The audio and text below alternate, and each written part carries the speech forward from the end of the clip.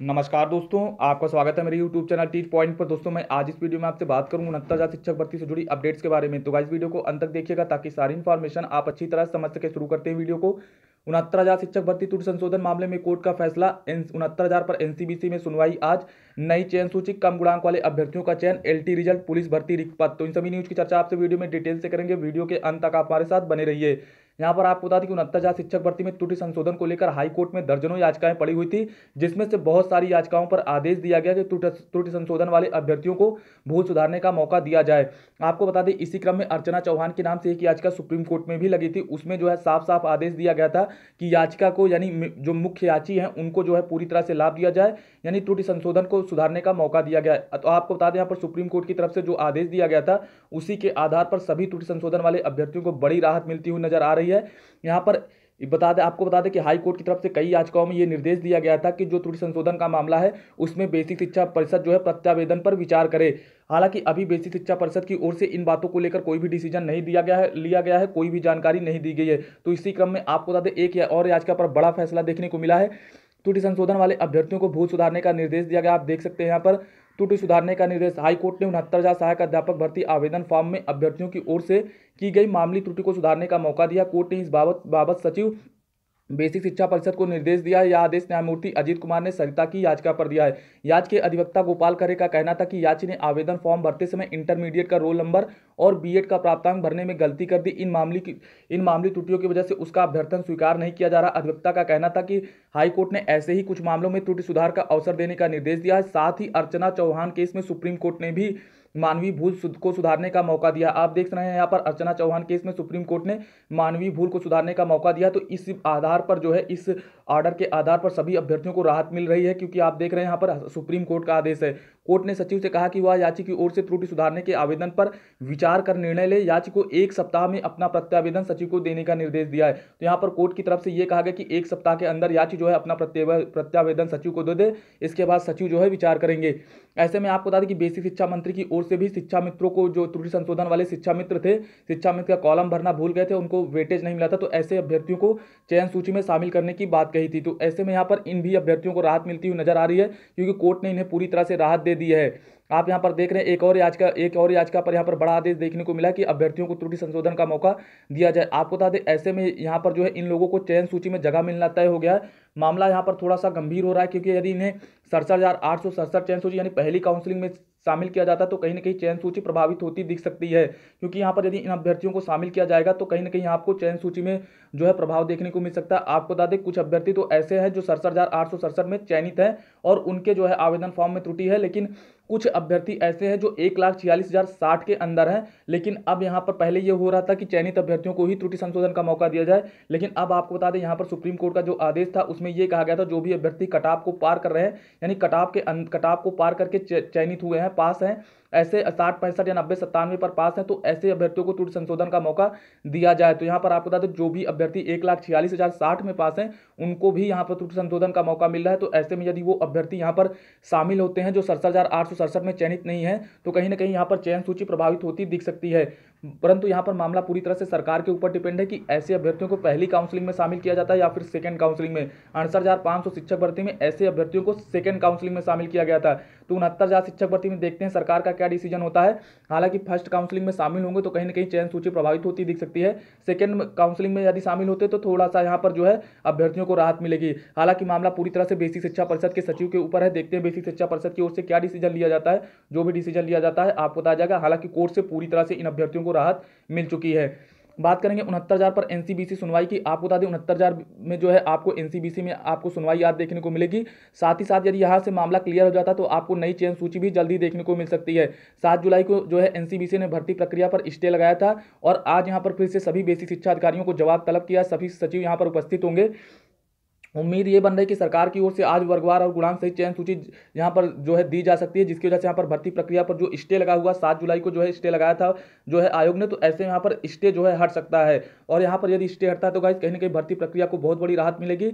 चाहे वो 69,000 पूरे पदों पर भर्ती हो या फिर 31,661 पदों पर भर्ती हो, सभी भर्ती दोनों पार्ट की जो भर्तियां हैं उन पर जो है बहुत बड़ी राहत मिलती हुई नजर आएगी, क्योंकि कहीं ना कहीं एनसीबीसी ने जो है लगातार जो है सरकार के अधिकारियों को यहाँ पर फटकार लगाई है, नाराजगी जताई है और यहाँ पर चयन सूची की मांग की गई। तो देखते हैं गाइस, आज सरकार के सभी अधिकारी यहाँ पर शामिल होंगे, उपस्थित होंगे, उनकी ओर से डाटा दाखिल किया जाता है कि नहीं किया जाता, क्योंकि यहाँ पर एमआरसी को लेकर अभ्यर्थियों का कहना है कि लगभग 15 से 18,000 अभ्यर्थी जो है एमआरसी लागू करने की वजह से यहाँ पर चयन सूची से बाहर हो गए हैं। तो ऐसे में उम्मीद है आज जो है यहाँ पर वर्गवार और गुणांक सहित चयन सूची यहाँ पर जारी हो सकती है, यहाँ पर दाखिल किया जा सकता है। आपको बता दें, कोर्ट में भी कई सारे मामले लगे हुए एमआरसी को लेकर, वहां पर भी लगातार सरकार से जवाब की मांग की जा रही है, काउंटर की मांग की जा रही है। तो आज यहाँ पर सुनवाई 3 बजे आपको देखने को मिलेगी, जो भी अपडेट्स होंगी वो आपको बताई जाएंगी।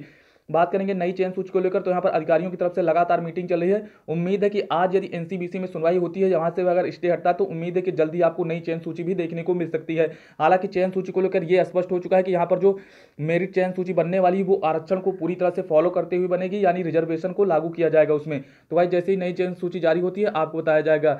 बात करेंगे यहाँ पर कम गुणांक वाले अभ्यर्थियों के चयन की, तो आपको बता दें बहुत सारे अभ्यर्थी जो 69,000 शिक्षक भर्ती में चयनित हैं वो जो है एलटी भर्ती में भी चयनित हो चुके हैं और साथ ही साथ टीजीटी भर्ती में चयनित हो रहे हैं। तो यदि 2 भर्तियां पहले निस्तारित हो जाती हैं, उनमें नियुक्ति पत्र मिल जाते हैं, तो कहीं ना कहीं 69,000 शिक्षक भर्ती में लो मेरिट वाले अभ्यर्थियों को बहुत बड़ा फायदा मिलेगा। आप देख सकते हैं बहुत सारे अभ्यर्थी जो यहाँ पर सीटें छोड़ रहे हैं, एलटी ग्रेड चयनित छोड़ रहे टीजीटी इंटरव्यू। आप देख सकते हैं एलटी ग्रेड संस्कृत पद के लिए चयनितों ने बेरोजगार साथियों के लिए छोड़ा टीजीटी संस्कृत का इंटरव्यू। तो यहाँ पर आप देख रहे हैं जो भी अभ्यर्थी एलटी ग्रेड में चयनित हो चुके हैं उन्होंने टीजीटी इंटरव्यू छोड़ दिया है। उनका ये कहना है कि बहुत सारे अभ्यर्थी जो है बेरोजगार हैं, तो ऐसे में उन्हें उनका दर्द पता है। आपको बता दें, यदि इन 2 भर्तियों में जो भी अभ्यर्थी चयनित होंगे एलटी ग्रेड में और टीजीटी में, यदि इनमें नियुक्ति पत्र पहले मिल जाते हैं, तो कहीं ना कहीं 69,000 शिक्षक भर्ती में बहुत सारे रिक्त पद होंगे। तो ऐसे में उन पदों पर जो है, उन पदों पर आपको बता दें यहाँ पर जो लो मेरिट वाले अभ्यर्थी 69,000 शिक्षक भर्ती में उनका चयन हो सकेगा। हालांकि यदि ये भर्तियां पहले क्लियर हो जाती तो जो इसमें अभ्यर्थी चयनित हो जाते वो 69,000 में आवेदन ही नहीं करते, तो ऐसे में उन्हें जो है पहले ही काउंसलिंग में शामिल कर लिया जाता है।